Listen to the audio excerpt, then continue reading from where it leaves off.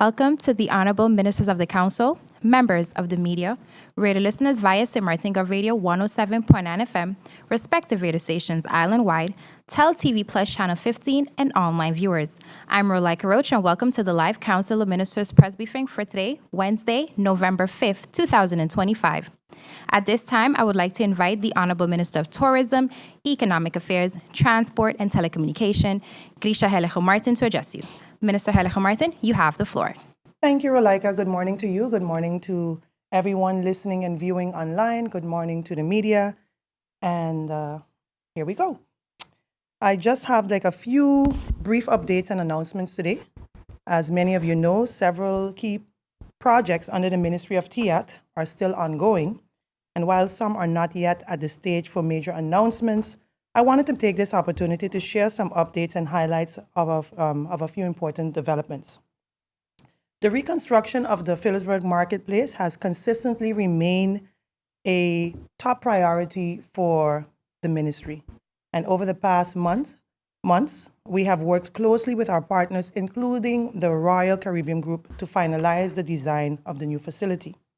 As part of this process, final design adjustments were made to ensure the marketplace meets the highest standards expected by the Royal Caribbean's guests and many residents and visitors who will use these facilities soon.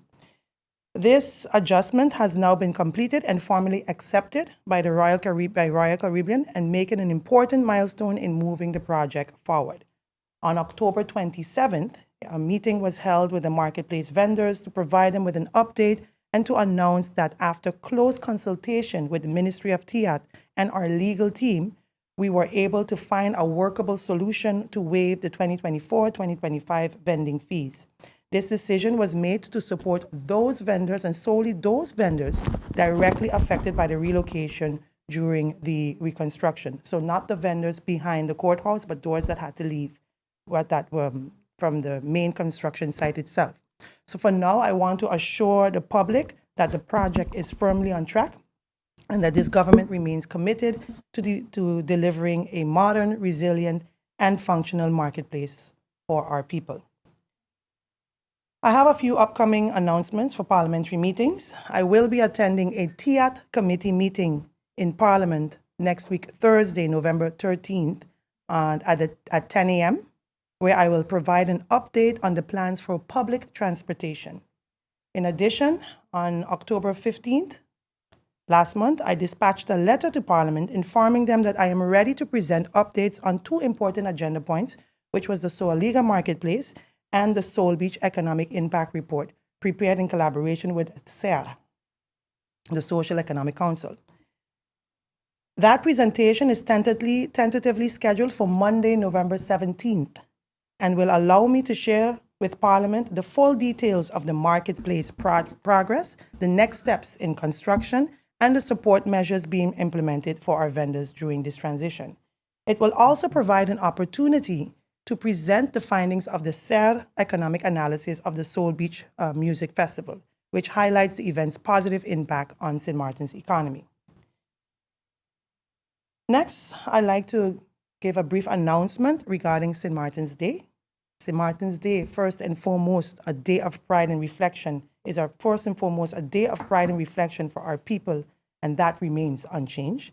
But at the same time, this year, our port will welcome an exceptional number of cruise visitors on November 11th, 5 cruise ships to be exact. And in order to both honor our tradition and seize this opportunity to support our economy, I have granted a limited exemption for shops in Phillipsburg to open between 6 a.m. to 6:30 p.m. on St. Martin's Day. This decision is not about diminishing the meaning of our National Day, but about ensuring that our visitors experience the best of St. Martin while our businesses and workers also benefit from the increased activity. At the same time, I want to remind all the businesses in Phillipsburg making use of this exemption to fully comply with labor laws of St. Martin. Employees who are required to work on a public holiday must be compensated time and a half, and those who would normally have the day off are entitled to double. It is important to note that working on St. Martin's Day is voluntary. Employees cannot be compelled to work against their will. I encourage all employees, though, to act in good faith and fairness as we balance economic opportunity with respect for workers' rights and our national celebration. And as we approach this special time, I want to take a moment to wish the entire community a happy and blessed, safe St. Martin's Day in advance. This year's celebration will be hosted on the Dutch side, and I look forward to joining our people in the festivities throughout the weekend, because there's a lot happening there, and on the day itself. So may we come together in unity, pride, and love. And for this beautiful island we are blessed to call home, and let us celebrate our heritage and our resilience and our shared commitment to building a stronger, more prosperous St. Martin for generations to come. Thank you, and I look forward to the questions. Thank you, Minister Heilige Martin. As the minister has another engagement to attend, I will now open the floor for question and answers. Thereafter, the minister will be departing our press briefing. Bibi Hatsha, Vestama News, you have the floor. Thank you, Roleika. Good morning, colleagues. Good morning, Minister. Minister Heilige, thanks for all the updates, but I am going to skip what you've said instead of expounding on them and attack the issue that have been taking the headlines, the radios, and at every kitchen table, maybe. The call for your resignation because of the recent verdict handed down by the Court of First Instance against your husband, Theodore Heilige. My question to you, Minister, you were vetted twice to become a minister. If my memory serves me correct, Mr. Heilige was already imprisoned. There was a verdict. There was a settlement. I would like to know if the persons that are calling for you, including the Prime Minister, the person that heads this cabinet, if he was not aware that your husband was behind bars and that you becoming a minister may not be ethical at the time. What's the difference today from back then, Minister? And most importantly, I want to know if this is about the verdict that was recently handed down, or is this about unpopular decisions that you took while being the Minister of TIAT? Thank you for that question. Loaded question, Bibisha. I want to let the public know that I was elected by the people of St. Martin and subsequently appointed to serve, following a comprehensive, legally mandated screening process, as you just well said.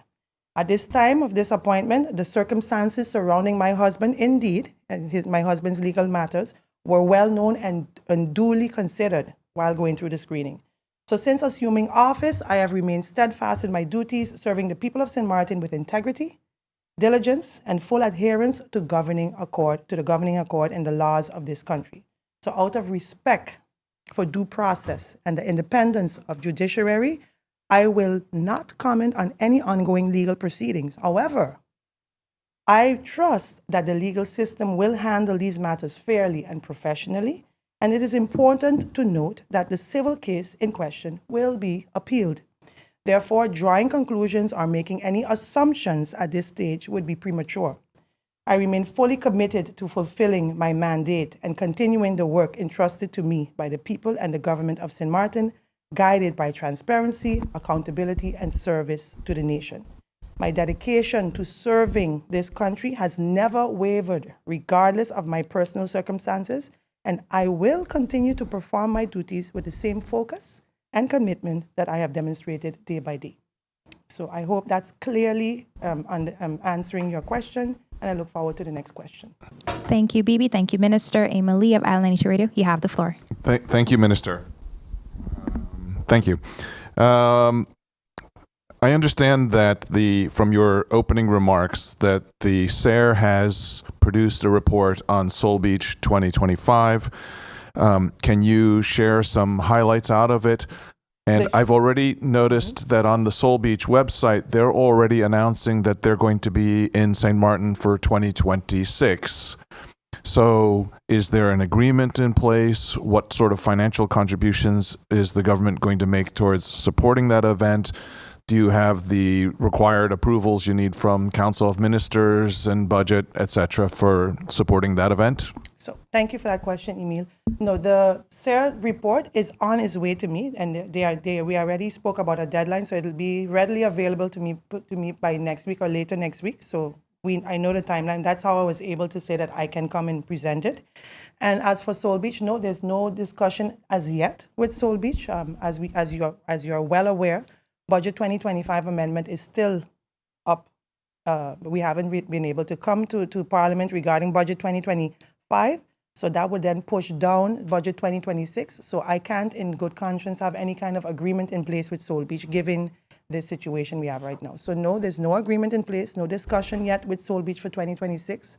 And also the SARE report, I will have just in time for the meeting of November 17th. Okay. Are you aware that it's on their website? Yes, I'm aware. Okay. And will you share that report when you do Of receive course. it? Okay. I'm sure it's going to be a public report. Thank you. Thank you, Minister, and thank you, Emil. I would now like to invite Jacqueline Hoffman of the Daily Herald. You have the floor. Thank you and good morning, ministers.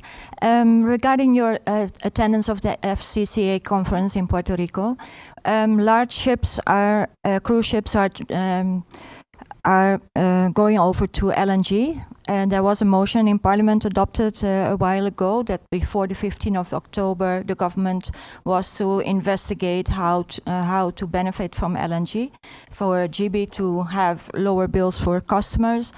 But also, my question is there any deliberation about LNG fueling in the harbor for cruise ships? So yes, indeed, they're not going completely LNG. All cruise ships they have like a different types of fuel system on the ships. They're not completely 100% LNG. And from what I was told, and I'm still waiting on that report, the port is busy doing a full assessment of, and including in that assessment to see if LNG is the way to go, if we should as a country move forward with LNG. So I'm still waiting that report from the analysis from the port to see if LNG is the way to go, if LNG is the way to go completely, or make sure that you remain diverse, which is what I think we're doing, because the cruise ships are not all cruise ships. Well, I don't think any cruise ships has pure 100% LNG. They have different types of fuel that they use on the ship itself. But yes, they are including LNG. But St. Martin will then be in competition with Antigua that has a LNG fueling port. So I would still await the results of the report from Port and then Port St. Martin, and then we'll know a way forward, because they're doing the full analysis on that, on the entire industry where all different type of fuels is. We can't make a decision until that report is out. So I can't say right now. Sorry about that. Thank you, Minister. Thank you, Jacqueline. We now move on to the second round for Minister of Tourism. Bibi, you have the floor. Thank you, Relaika. Minister, can you give us an update on, I know the reports were finalized, Integrity Chamber and SOAB on the transportation licensing. Can you tell us where that went? Is there an investigation? Do you know? Was an official complaint filed? I mean, I'd like to know where we're going with this. Are we just wasting money doing, investigations, having reports, and then nothing? Can you clear the air for me, please? Investigations, Bibisha, and criminal investigations for that matter, is not in my purview to decide when and how that goes. Everyone keeps saying that I need to go to the prosecutors, and I've been getting that clarion call over and over and over again. But both of these reports are public. So if the prosecutor deems it necessary to go and pick up the reports where they can, on your site, actually, you've made it public. It's also at the Parliament. It's also public there. It's up to them. I can't tell you what the prosecutors has decided, but I can say that come next week Thursday, 10 o'clock in Parliament, then we will know who needs to resign or not. because then I will be able to give a full breakdown of what the cause and effects of 2023, 2024 issuance of license has caused this country. And why I'm getting gray hairs every day with taxis asking me and begging me to find them work every day, up to yesterday in my kitchen, trying to cook a meal for my kids. A taxi driver is bawling. A taxi driver that's been a taxi driver for more than a decade can't find work because it's so overly saturated. So come November next week, November, when is it? November 13th, 10 a.m., live on Parliament, we'll find out who has to have more accountability or not after that meeting. Okay? Minister, as the gatekeeper of the people's business, you are the gatekeeper of TIAT. Here we have the Minister of Justice. You know very well that the prosecutor's office will do nothing unless an official complaint is filed. You are the gatekeeper of the TIAT ministry. And so is the Integrity Chamber. And at least just leave it at that. They are also the gatekeeper. Thank you, Bibi. Thank you, Minister. Emil, you have the floor. Minister, first a clarification question. There was a press release where the Chamber of Commerce attended the FCCA conference, and there's been some feedback from the business community about, why are they spending money from the Chamber to go? Did you, as Minister of TIAT, request that the Chamber of Commerce go to the FCCA conference to accompany you? This was on the Chamber of Commerce itself. We can't micromanage the decision, but it was a decision on their own to go to the FCCA. And were they involved in your negotiations, discussions? We had one. It was weird. We had one meeting I did have a meeting with the Chamber of Commerce, because I usually do, but we took the opportunity to meet while we were there and to discuss what TIAT is busy with and how the Chamber of Commerce could assist. Sorry, just for clarity, I mean in your meetings with cruise line executives, those. If I met with them, no. And with the Chamber. I met separate with the Chamber. I didn't have any meetings with the Chamber. Most of my meetings was with the port. Usually when I meet, have these, and I call them spin-off meetings. Usually when I have these spin-off meetings with the port, it kind of supports the port a lot, because then they know that the government is behind them. So I usually have my agenda for the most with the port. But I did have a separate meeting with Chamber of Commerce, and we're going to be announcing a lot of rolling out a lot of projects, and so that we're going to be working with soon. So just to be super clear, a meeting that could have easily happened here. Happened there. But it could have easily happened here as well. Yeah, but we usually do meet, but we just had one meeting as well, and we had a nice discussion of what's going on, and by next year. In Puerto Rico. Okay, got it. In Puerto Rico, yes, why not? They had me there, they took me one time, hey, Minister, we need to talk. So I grabbed the opportunity. Got it, okay. Why not? My question, there's a saying that you can't manage what you don't measure. So their SHTA recently gave a presentation about GDP and how government is measuring the income for the island and tourism performance. How do you, as Minister of TIAT, measure tourism performance, and what are your expectations for the upcoming season? Let me say this. I think how we've been measuring was a bit, we're behind in how we've been measuring it. And right now, at this point, at this juncture, we're busy putting mechanisms in place to measure it more concretely. And one is that e-card, with that information that we're getting right now from the SXM, what is it? E-card, ED card. The ED card, the data from that ED card is very helpful. And we're busy right now also, there's a TWO, a country package project on digitizing our stats department. So I don't want to say much about how it's been, but I could say that we are taking note and making sure that we're doing it correctly and in a more modern way, and it'll be more updated coming soon, especially when we do, again, some work with my minister, my prime minister colleague and I, Asekura. When Asekura comes online, I could say by 2020, end of 2026, 27 going forward. Yeah, because it takes time. I know I saw your facial reaction, but you know how things go sometimes in government. But by then, I think we will be able to have the right tools to measure our GDP and everything once these mechanisms are in place. And expectations for the upcoming season? positive, looking very, very positive. And I think the full Caribbean is looking positive. So our numbers are looking great. Thank God we haven't gotten any hurricane. I know we're not over it yet, but we're looking good in the coming months. Thank you, Minister. Thank you, Emil. Jacqueline, you have the floor. Thank you. Minister, we haven't received an update from the Prime Minister, but the Prime Minister, as the regional authorizing officer for the funds from Brussels, said there would be a committee established through Minister Arendel in The Hague to apply for funds from Europe. What funds is TIAD applying for in terms of sustainability as you're promoting agriculture and other new developments? So you did hear about funds that was readily available for agriculture. I think it was about a couple million euros. We're tapping into that fund for sure.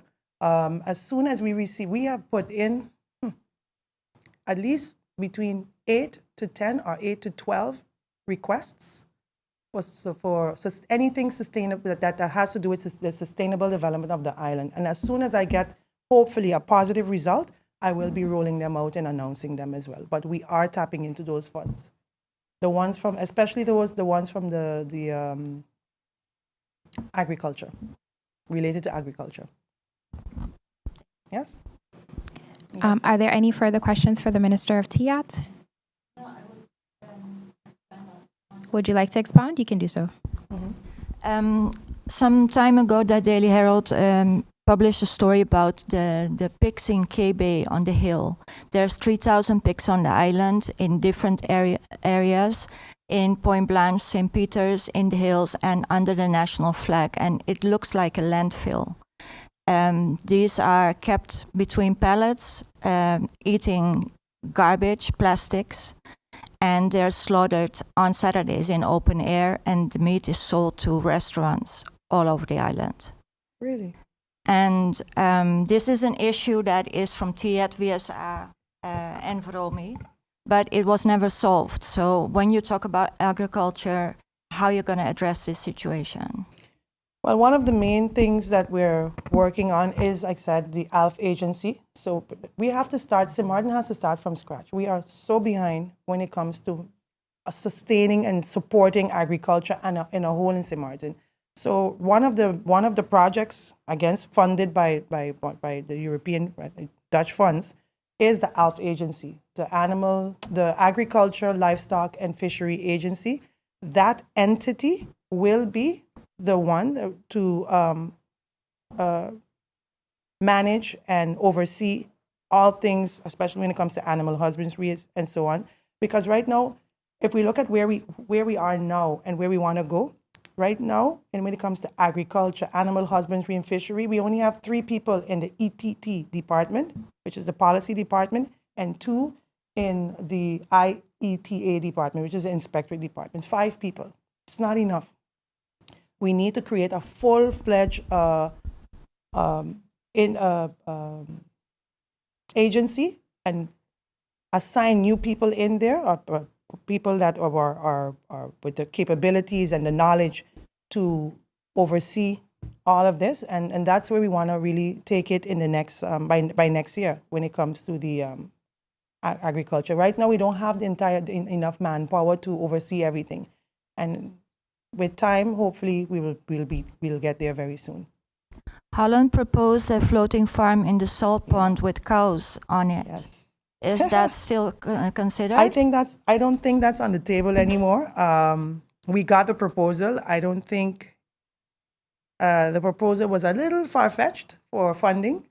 We did engage that because I did visit the floating farm in Rotterdam, and we were considering doing one in St. Martin for 2 purposes, for agriculture and, of course, to have it as a tour, because we're looking at doing a lot of agri-tourism on St. Martin. And you believe it or not, the floating farm in Holland, they make more money on tours than anything, than selling products and their products. So we were looking at doing that, but I think financially, it wasn't financially sustainable. It's something that I would like to maybe go back and still talk and see if it's possible and get maybe investors. It'll be something unique for the country. But at this point in time, financially, I don't think it's sustainable for us to do it. We tried. Thank you, Minister. Thank you, members of the media. This does bring us to the end of the Minister of Tourism's Thank you. press briefing. Minister, have a pleasant day and thank you so much. At this time, I would like to invite the Honorable Minister of Justice, Natalie Tacklin, to address you. Minister Tacklin, you have the floor. Thank you, Rolika. Just get this open. Well, good morning to the members of the media and my colleague just left us. But I wanted to, of course, show up today because I've now come to enjoy just coming here on Wednesdays, and I feel like just chatting with the members of the press. So, and I thought, let me just look back a little bit on what the past week has brought to the Ministry of Justice. So I wanted to start, of course, because as we approach St. Martin Day, I want to pause and speak not only as Minister of Justice, but also as a proud citizen of this country. St. Martin Day is a reminder of who we are, where we come from, and the values that have carried us through difficult times, resilience, unity, and of course, our national pride. And every November 11th, we reflect on what makes this shared island so special. It's two nations, one people, bound by history, family, and a deep love for our home. And this year's message of unity feels especially meaningful. Across every sector, from government and civil society to businesses and communities, we see people working together to improve systems, to protect what matters most, and to ensure that progress continues, even when it's hard. St. Martin's Day reminds us that the strength of this nation does not rest in one ministry or one person, but in the collective, and of all its people to keep moving forward together.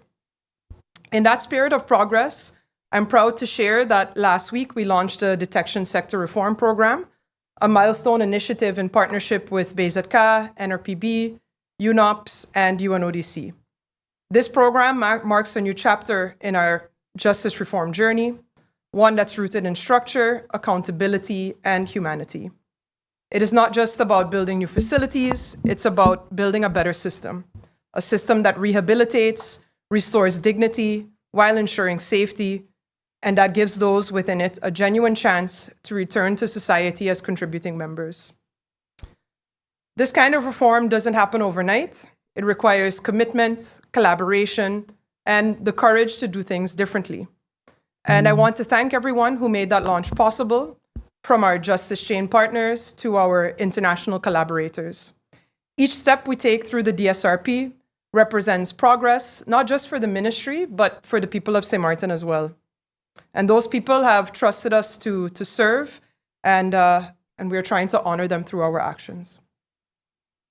That same spirit of collaboration and progress carried through this week's Women in Justice conference that we held this past Monday, where we came together to honor the strength, resilience, and leadership of women across our justice system.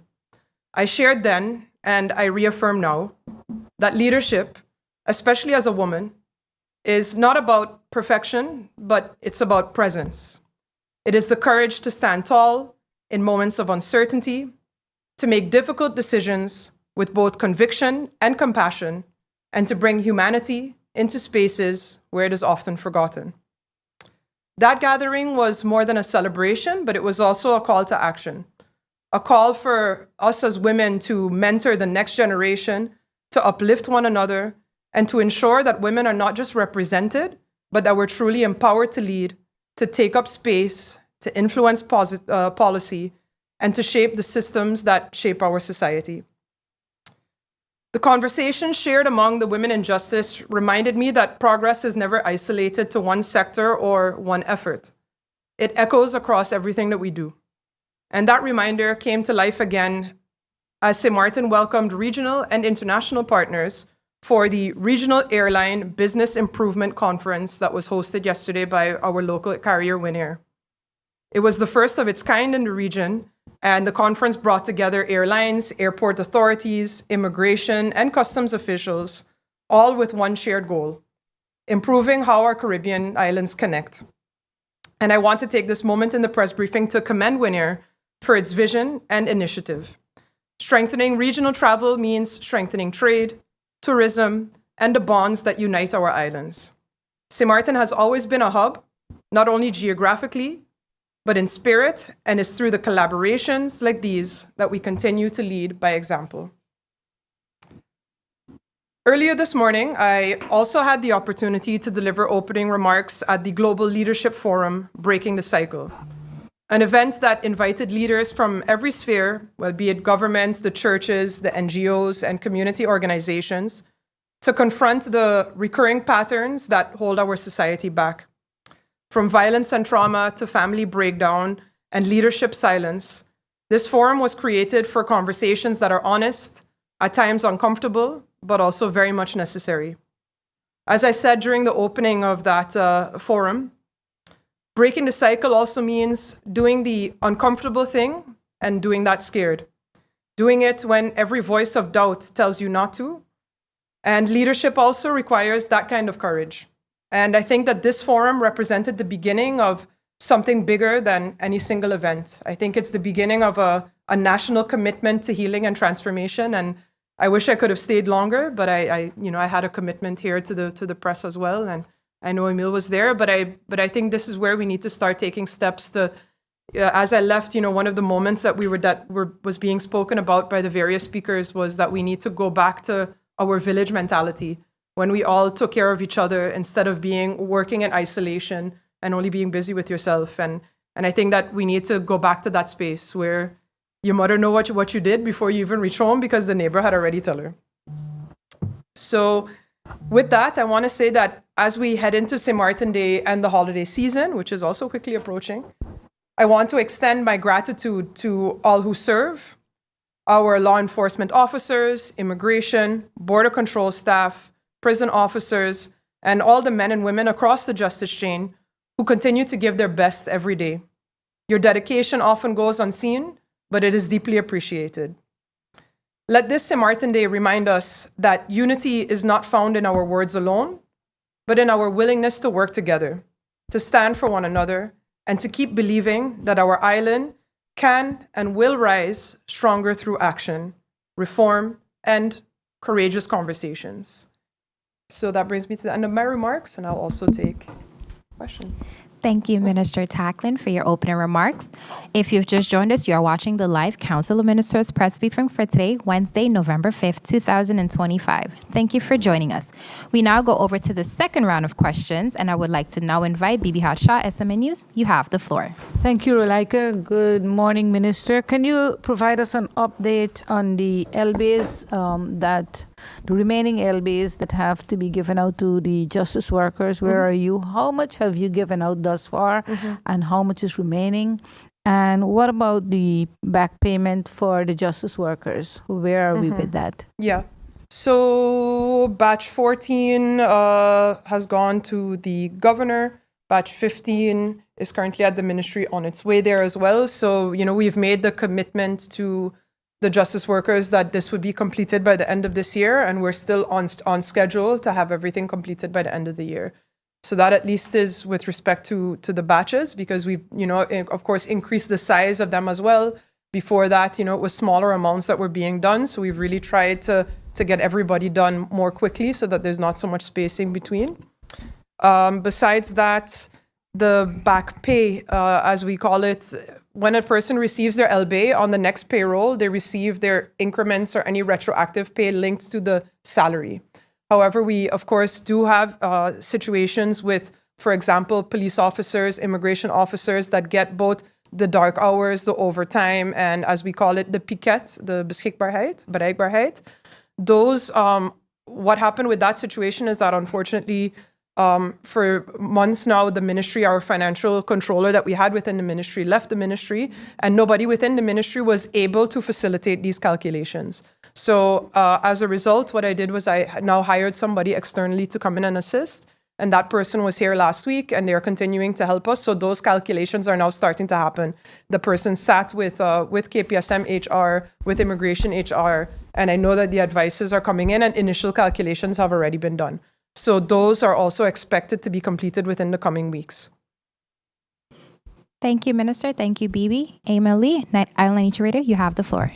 Good morning again, Minister. Nice to see you.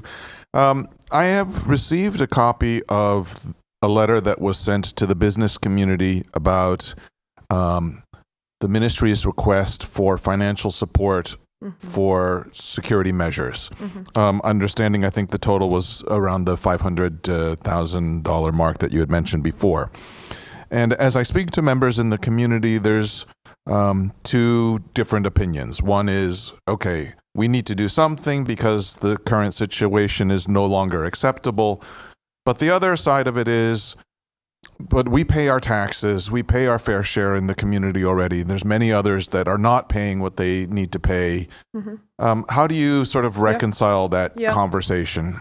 So I'm glad you asked the question, because I do find it important to maybe frame the context, because I've also realized on social media that it's turned into I am begging the business community for something. That is not what happened. The business community approached the Ministry of Justice. And, you know, I've been in conversations where people have told me, I will build you a prison. What do you need? I'd rather pay a police officer than to pay a private security guard. And so at some point as a ministry, you know, we were asked, we facilitated a meeting and we were asked, what are you doing? What are your plans? And within that, you know, there were, you know, here and there, you know, voices of, yeah, we will help, we'll help. So we said, all right, we will put together the list. And you can help me. And I made very clear in that meeting with the business community as well. You can come to the table and help, or you can't. I'm not begging you to come to the table, and I will continue to do what I can do within my ministry's budget in order to ensure safety and security. So yes, there's a list here. We would love for the business community to assist us, because it would mean that we would be able to do things maybe faster, or maybe do more of the things on this list in a shorter period of time. However, we are looking within our own budget as well to look at how we can facilitate certain elements of this proposal. And that was already our plan to begin with. So again, we would love the support, because I think it also is a first step in the right direction. And, you know, as I've continued to say, we're also realizing where a lot of individuals are not taking their own safety into their own hands. They are not, you know, deploying their own measures, but expecting the police officers to, you know, stop everything from happening, which is also, I think, an unrealistic space to live in. But I know that there is some appetite for it. I also understand, of course, people say, well, we pay taxes. And of course, we all know as well that compliance is low. I am unfortunately not the Minister of Finance. And I have a budget that I have to work with, and I can't affect compliance in this country. And I think that's part of a larger discussion that we need to have in terms of when it comes to tax reform and compliance. And but, you know, as a Ministry of Justice, with what we have, we are trying to do as much as we can and be as creative as we can. And we have some good ideas that aren't here on that paper. And of course, with some extra assistance, as I said, we would be able to quicker have that happen. And there is also the perception of, oh, Minister, you have a crime fund with money in it. Why don't you use that? That's not what that money is meant for.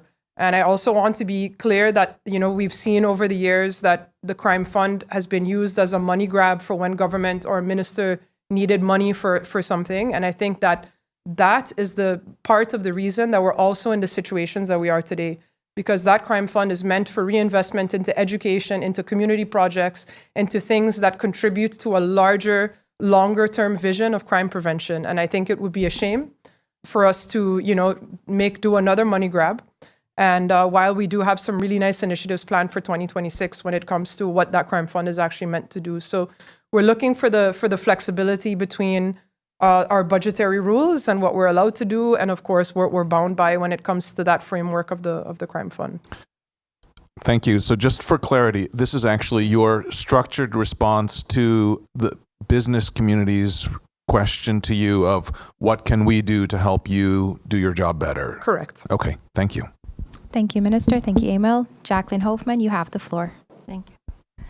Minister, can you please give a formal reaction to the report from the Law Enforcement Council about the crime fund?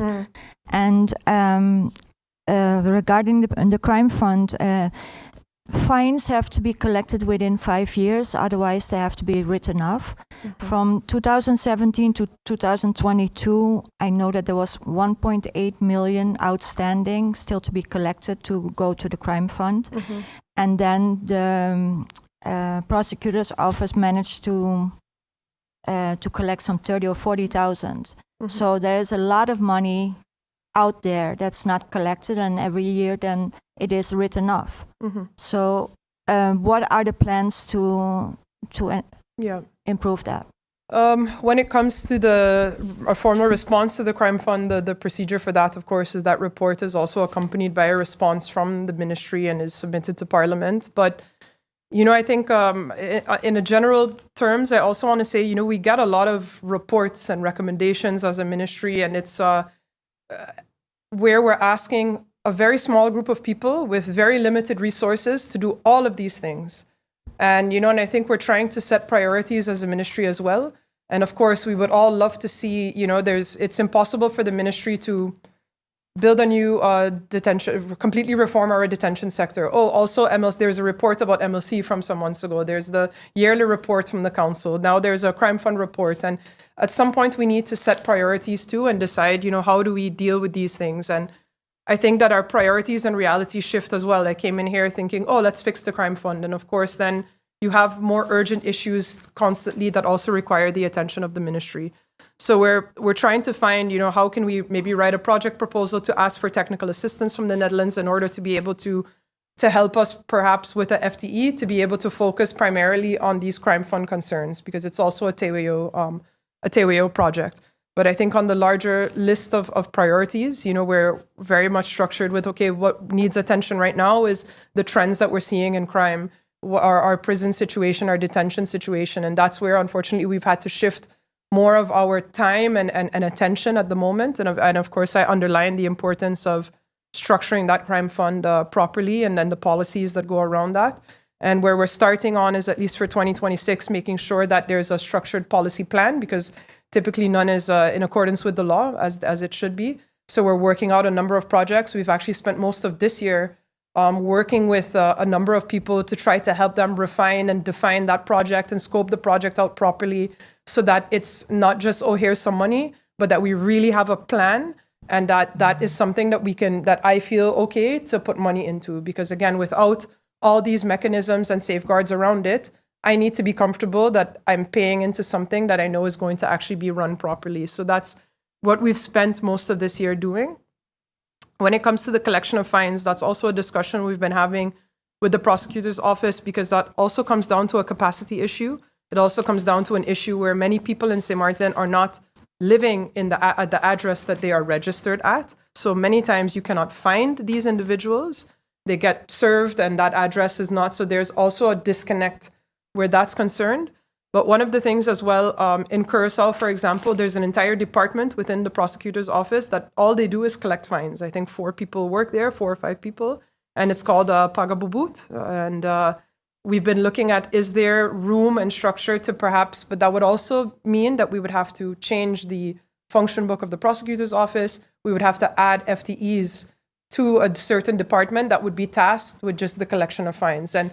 And from a business case perspective, those people would very quickly make their salaries back. So we see the logic in that. However, it's that procedural aspect of changing a function book, making those spaces and FTEs available, that will take longer, of course. Thank you, Minister, and thank you, Jacqueline. We now move on to the second round. Bibi, you have the floor. As a follow-up to the question that Emile asked you regarding the business community and their contribution with their offer to help or whatever, will they be getting any kind of tax breaks? Because you have last year, for example, when certain people in the community decided to put up Christmas lights, it was the business community they hung it and got the money from. Today we have a situation with crime, and based on what you have said in the past, that the police and the ministry have asked the business community to strengthen their own security. For example, having better doors, not having open doors and all of that. And they refused. But here now, you're hearing they're offering money to beef up security. What are they asking for in return? There's always a catch.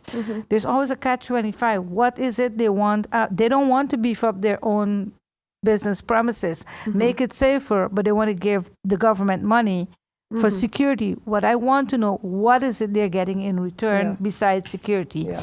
After that, I'll ask, that's a follow-up question. What I'd like to ask you, Minister, is something outside of your portfolio, but I think it's very concerning. Most recently, you have a number of people complaining about GEBE disconnections. This morning, for example, a person told me all their bills are cleared. They have absolutely no outstanding. But then they get a disconnection yesterday. Show up at GEBE. They owe $2,000 for bills that were not yet given to the customer. So you disconnect somebody, you didn't bill them, but you disconnect them. What are your thoughts, or what's the thoughts of the Council of Ministers? Because this is an ongoing matter with GEBE and the high bills that are being sent to customers. I have to take a step back now and remember what the first question was. It was about the business community and the ask. So again, I also am of the school of thought for nothing comes for free, but it's also why we've been very cognizant of from our perspective, if you're going to help, you're going to help with the general safety and security of St. Martin. It's not that okay, I need to then put a person in front of your store or right on this corner because you paid for it. And we've been very much of, look, we have a safety plan and you can assist us with that, but it's not going to be, as we say in Dutch, wie betaalt bepaalt is the very famous saying. We're trying to find a way in that of how can there be assistance. And I think for many, especially if I, look at more the hospitality, tourism-based businesses, I think for them it's also important for that tourist experience. That's some of what we've heard as well, that, hey, that presence, that seeing police around will at least create a feeling of safety around everybody. So when it comes to tax breaks or anybody wanting anything back, that is not my intention. And again, to me, it's my thing. You can come to the table because you want to help, but you won't be calling the shots. And it will be, because we see a greater need for everybody collaborating on this. So that's the way that we've approached it as the Ministry of Justice. And of course, it's also not within my authority to give anybody a tax break either. So, but we are very much looking at, again, that the general safety of this island, because we, as you say in Dutch, you said that waterbed effect, you push one end and something else happens. And we're also trying to be very cognizant of, crime happens on this island, not only in Front Street. It happens everywhere. And we need to be able to keep everybody safe and be able to use resources accordingly. So that's, again, that broader safety plan that we have as a ministry. The second question, yeah, I also, I think we're all in the same boat together. And I also received a bill that didn't make any sense to me. So, and I also had heard, indeed yesterday that they were disconnecting, and those are conversations that are ongoing. Of course, the Prime Minister has been more the primary point of contact with GEBE. So I know that he is working with, them and at least talking to them about these disconnections, about the billing issues that are going on. So I haven't been made privy of that information in a Council of Ministers setting as yet, but I know that those discussions are ongoing. Thank you, Minister. Thank you, Bibi. Emil, you have the floor. This morning in the conference, the Member of Parliament, Frankie Myers, commented that St. Martin has become comfortable seeing the wrong, right? Meaning that it's just part of everyday life. You see things that aren't correct, and it's just become normal, right? We've spoken about in the past the fact that some cars, for example, are so heavily tinted, I don't know how they can see anything at night. They're missing license plates on the front. I've spoken to some police officers who've said, yes, but, government vehicles themselves, members of parliament, they aren't compliant. They are not setting a proper example for the community. So why should we enforce things when the people who are supposed to be a proper role model are not? But what's your plan if we want to create a more lawful society? Those obvious breaking of the law needs to be tackled. You don't need an impound yard. You can just force people to take off the tint or issue fines and just make it not palatable. Yeah, and I think I remember back in December, January last year, that we had made these statements, and I was crucified, because everybody was like, yeah, but you're worrying about tint, but worry about the bigger problems, and you're harassing the little man, but I think that compliance starts in those small acts. It's when you start to be like, oh well, I don't have to. I don't have to do this and I don't have to do that. And then I think we're also setting a wrong example for children as well. Then why are rules important? And I've always been maybe too much of a rule follower ever since I was a kid. But it's, yes, for me, it is important that we go after those things. But it's, where do we start and how do we start to do that? And I think that conversation today was also a good one. And I think this is a good question for me to discuss with the police as well. And because indeed, the compliant citizens see it and say, but look, they can't even control something as simple as this. Mm-hmm. And so it does create a feeling of sort of despair of Yep. that Definitely. it won't be dealt with. Nothing will be dealt with. Thank you, Emil. Jacqueline, you have the floor. Thank you. Minister, what is the operational budget of the victim support services? Is it correct that this is 50,000 guilders a year? No. What is the budget, and Yeah. is it how do victims benefit from this? I No, mean, no. if there's people that are in financial stress because of being a victim of crime. Well, we are funding the operations of course, the Victim Support Services, which is an external foundation. Off the top of my head, their budget is around 200,000 guilders a year, or maybe it's actually a bit higher than that, but I'm not sure off the immediate top of my head what that contribution is, but it's around there. And of course, they have been asking for more funds. The other part of the question, I'm not sure I understand. What is the part of the budget that goes to victims? So currently, if a person, the country has an obligation, if somebody, let's say that you have gotten damages awarded to you in court, the country, there is an obligation that they can get a voorschot paid by the Ministry of Justice, and that is 5,000 guilders, until they can, of course, get money from the defendant in that case. But that is only when the sentence is irrevocable. That can take a long time because then go to appeal, and then it's paid out 8 months after. So if you have a family, It's not necessarily has 8 months, but lost a child through crime, and they have to pay a funeral, then they have to wait 8 months after maybe 2 years of lawsuits. Yeah, I don't know that it's necessarily 8 months. I know that right now we're trying, as soon as those requests come in, to really process those advices quickly. We've also changed the system in which they are booked through the ministry to ensure that goes more quickly. And of course, with if I would be able to pass it during my term, the new Wetboek van Strafvordering, there's a much stronger position of victims in there as well, and would give more victims rights. And then, of course, on the longer term, there have, of course, been the ideas and discussions of, do you create some type of victim support fund, perhaps as an element of the crime fund, or do you do that separately? Those are discussions that are also ongoing. But right now, the only legislative mechanism for victims would be this 5,000 guilders voorschot that is given by the Ministry of Justice. Okay, thank you. Thank you, Minister Tacklen.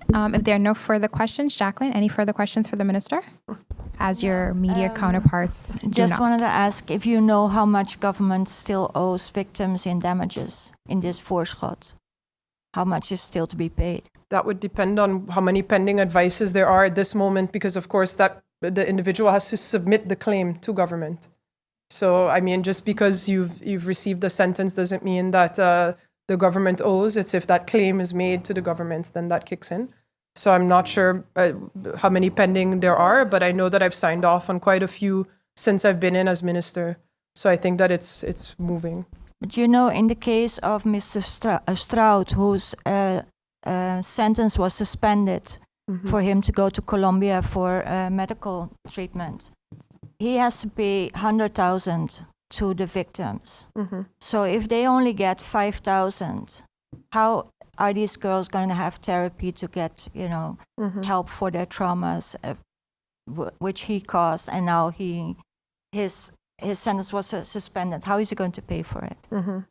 I mean it is a sad story, and I'm sure we have a lot of these incidents, and it's I think part of a larger reform. Of course, I don't want to speak about an individual case or names during a press briefing, but again, that is part of our plans looking into. There's so much that needs to happen within this ministry and within as a country, and we're looking at how do we make all of these reforms in a way that does everybody justice, but we can't do everything all at once. That's also the reality of it.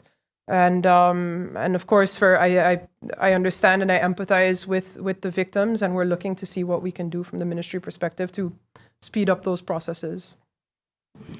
Thank you, Minister Tacklin. Thank you, members of the media. This does bring us to the end of the question and answer session. Any further questions can be sent to the Minister's Cabinet in writing. Honorable Minister of Justice, members of the media, radio listeners, and online viewers, this brings us to the end of the live Council of Ministers press briefing for today, Wednesday, November 5th, 2025. For rebroadcast, tune into stmartingov.org, St. Martin Gov Radio 107.9 FM, Tel TV Plus Channel 15, the official Facebook page of the Government of St. Martin, and YouTube channel, Government of St. Martin. For video on demand, log on to the Government of St. Martin's YouTube channel. On behalf of the Department of Communication and the Government of St. Martin, I'm Roleika Roach, and wishing you a pleasant day further.